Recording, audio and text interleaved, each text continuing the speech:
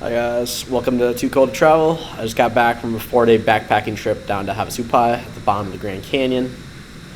To start off, we drove about 4 hours from Phoenix to the Grand Cavern Inn. Here's what our rooms looked like. So, this is my friend Natasha, and then Cedric and Jacob.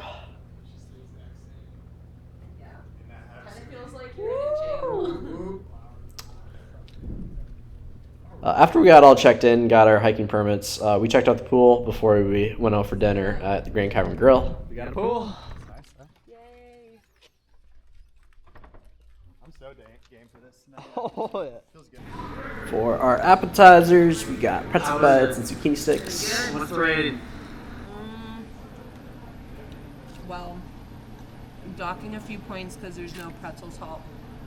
Maybe 6 out of 10. Yeah. But this, 8 out of 10. Very fresh. What are those? Yeah. Zucchini sticks. Pretty good. Cedric? Yeah, I'd give him like a 8 out of 10. Oh. What did I give? 9. I'll agree. I was pretty confident. 8 out of 10.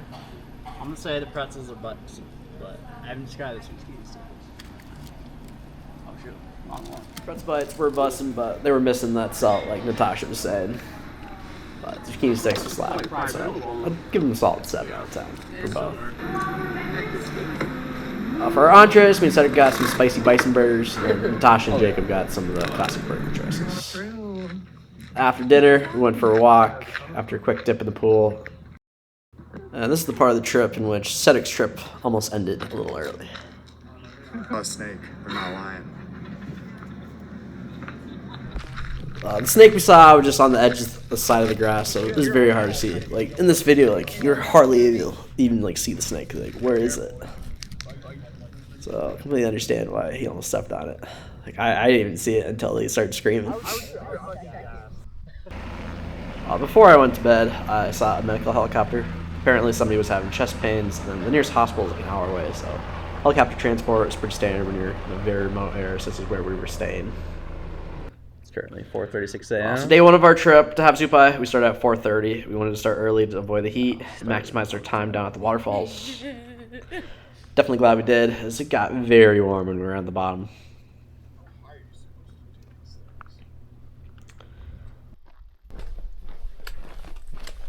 On the trail. We saw dogs at the top of the trailhead. We saw a lot more dogs also on our trip. They're kind of scattered across the whole trail all the way down, and then all around our campsites also. Chance for the bathroom. Seems like you camp here on the trailhead.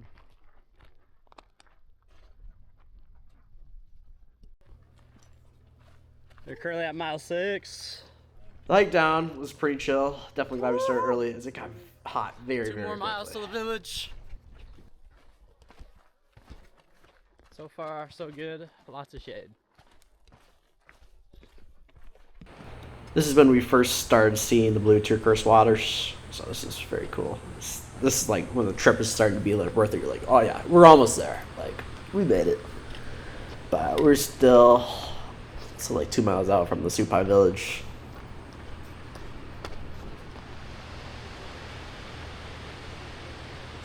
Alright, here we go. And this is our first view of Havasupai Falls. We've all seen a ton of videos on this, but it was so surreal in person. Like, the water, it was so dang blue. Like,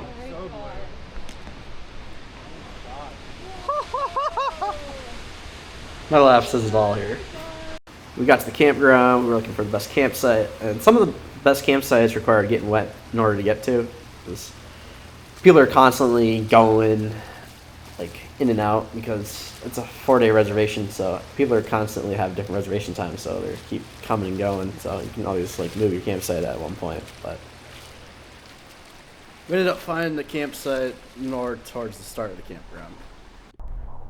After we found our camp spot, we took a dip in the water.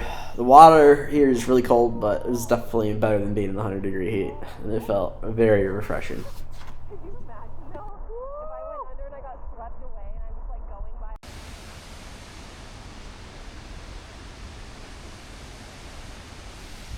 We made it.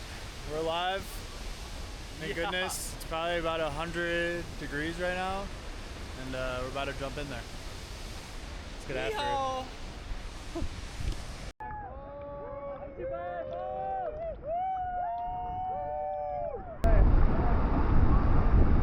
Me and Cedric decided to go behind the waterfall, which is kind of tricky, as we had to stay next to the wall. And the current was so strong. There was a good portion that you couldn't see anything, so you were closing your eyes for at least a good minute until you could actually just like see through it. It was like a blizzard. But it was definitely worth jumping here underneath this waterfall. I mean, it was so cool. But it was so cold.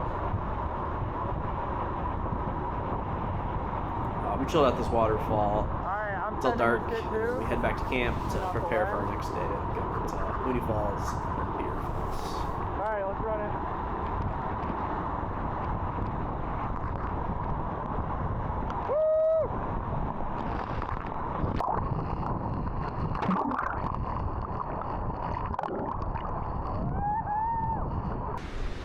Day 2 was our hike down to Mooney Falls and Beaver Falls. Mooney Falls is where the sketchy climb is to get down is, in which some people actually turn away because they don't want to go down the ladder, which it is kind of sketchy, but it's very steep, and then it gets very slippery at the bottom. And then Beaver Falls is a hike in which you have to take river crossings to get to. That's the ladder right there.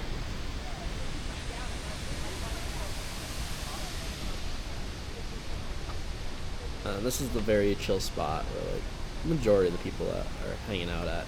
This is the best waterfall. It's the 200-foot one. So we're just kind of chilling and vibing here. On the way to Beaver Falls, we saw all these like vines. This is right after the Mooney Falls. This is very cool to see. This is one of the first water crossings.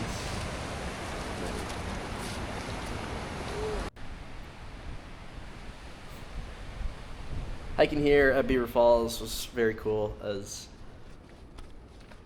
like this is where the canyon walls are starting to get really high, and then you're at the Grand Canyon, so like red cliffs, one more ladder, the turquoise blue water. It's a very cool accent.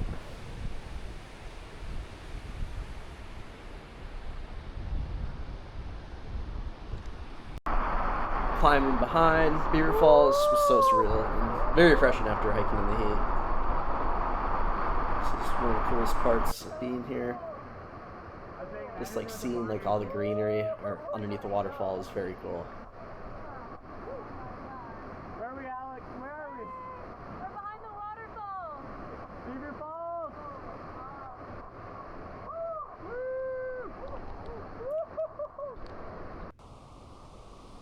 After we swam below the waterfall, me and Cedric decided to go do a little cliff jumping. This is very cool.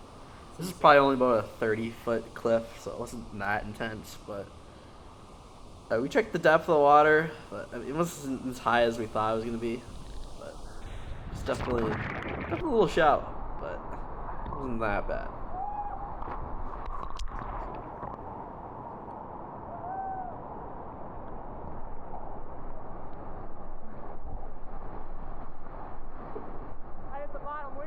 I did too. On the way back from Beaver Falls is where we saw our first ram. I was just recording kind of casually. Like, I was kind of just trying to get some like cool like vine shots. So this is a very raw, genuine like impression of seeing that first ram like very up close.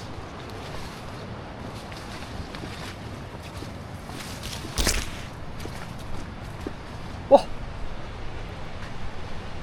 Guys! Oh, there's more!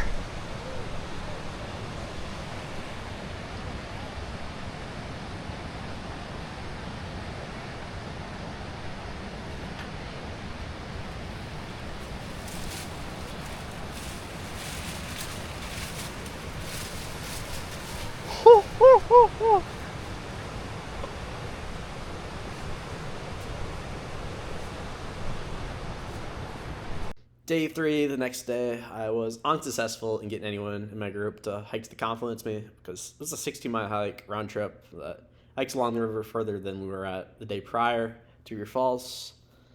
But nobody else was as ambitious as I was to see everything, especially when this required waking up early to avoid the heat. Like, I woke up at 4 a.m. to do this hike, and then I was back by noon by the time everybody was back at the waterfall. And then this hike even requires more water crossings than from Beaver Falls. Going alone wasn't going to stop me. I told my group I was going to go with or without them, so I ended up going. This is the first water crossing to Confluence. I tried my best to record every water crossing, but there were just so many water crossings that some of them got mixed.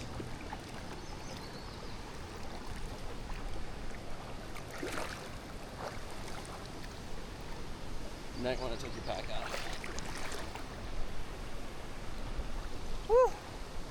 Man, this is chilly. Woo!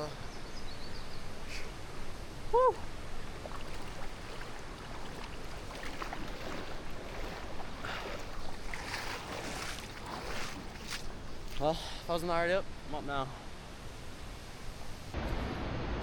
We're coming up to another ladder.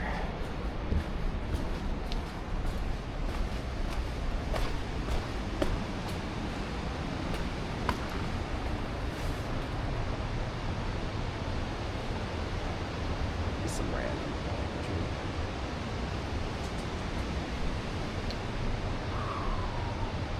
About a mile 3 from the campground, you'll start seeing Beaver Falls. Now I just got a short little ways down.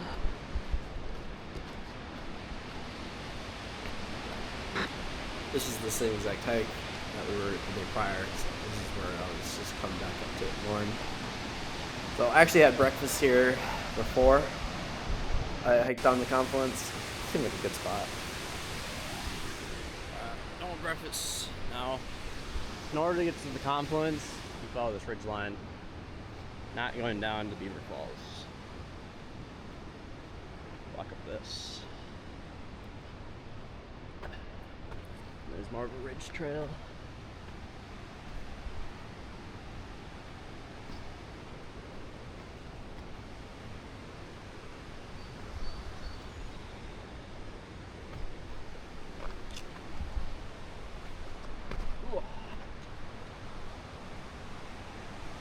See if we went all the way down there. Not really much of a spot. Just like to go down the ridge.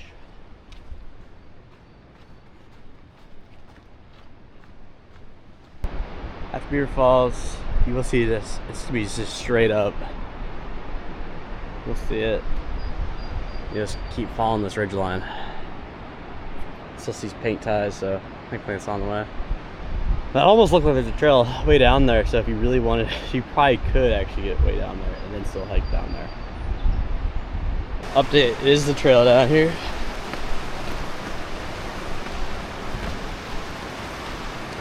More pink ties. Just an easy way to get down. Alright, this is creek crossing after Beaver Falls. And yeah, this is the start. See how steep she is. You're in pretty deep.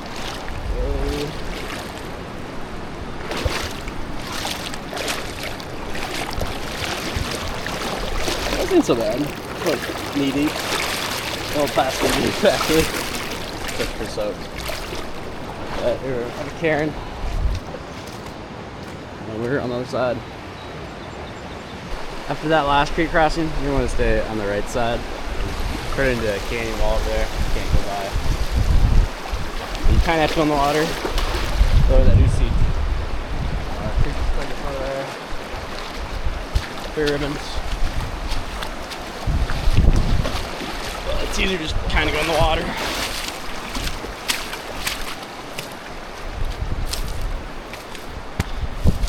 Sheesh.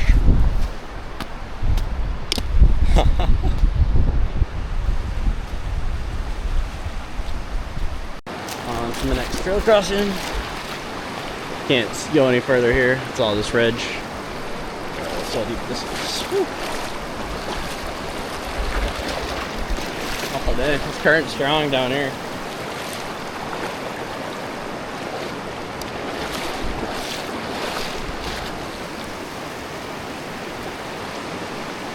Whoa.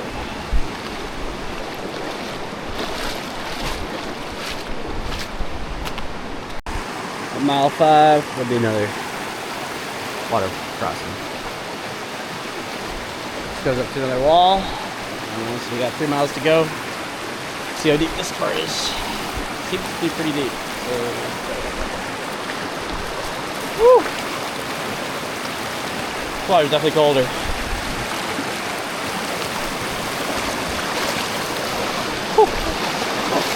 Just try to eat it.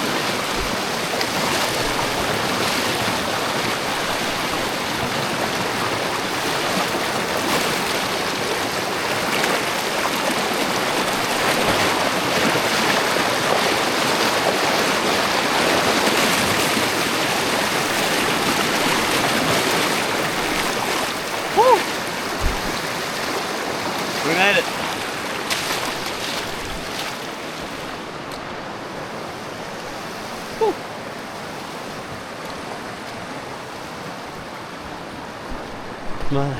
On the way to the confluence, I saw a few more rams in the distance, but this ram in particular is the one that almost hit. It was running up from the water. I mean, he was probably just getting up, so he was probably getting his first drink of the water in the morning. Creek crossing.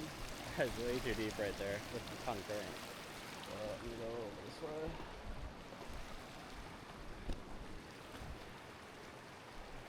This is no current right here. But it's a lot short over there. I'm gonna try to get over there. Woo! Alright, right there. Right on this.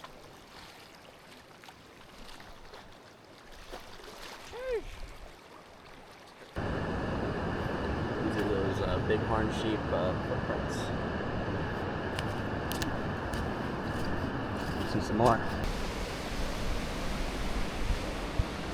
Cave right there.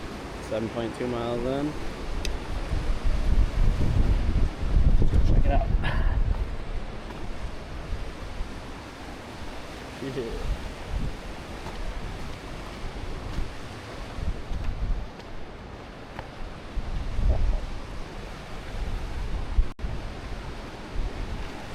Cave, 7.2 miles.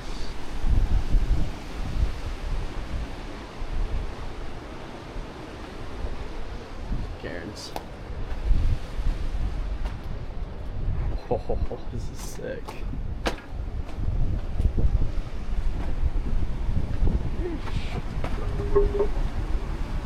That's steep to get down. They're watercrafts. You're gonna have to get in the water here in order to get over there. This looks pretty damn neat. That's actually I can get extremely wet there.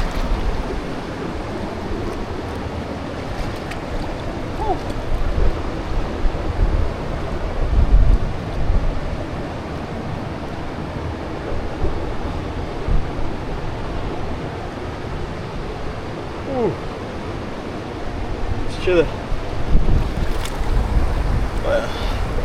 It's way past my backpack.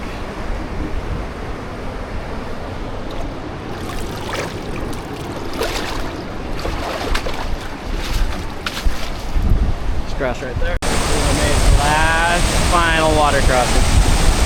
Right through there. At 7.72 miles. Right here. We have a little safety station, steam gauging station. Tube goes up there. It's running. Flashing light there.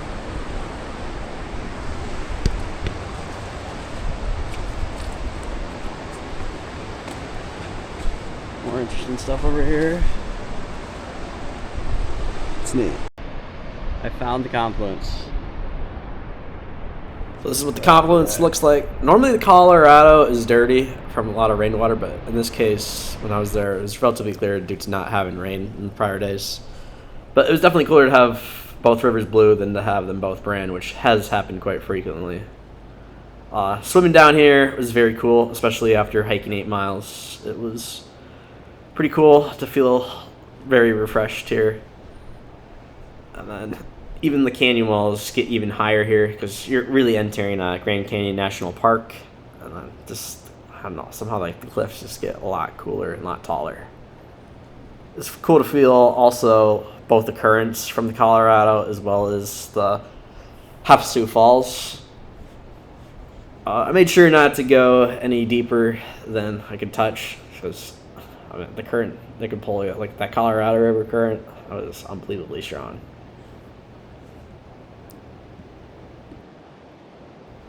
Normally they're having tours down here of like boat tours from like Grand Canyon National Park and like private tours.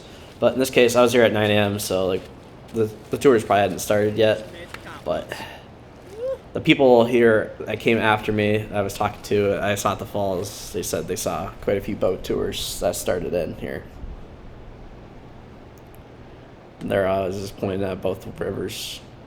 Chilled out here for about half an hour, had some snacks, just got ready to go back. When I got done hiking 16 miles, all I wanted to do was just relax. But after relaxing for a little bit, we decided to check out what it's like to swim at the top of Mooney Falls. So that drop off right there is a 200-foot drop off to Mooney Falls. So it was very cool to see what this is like.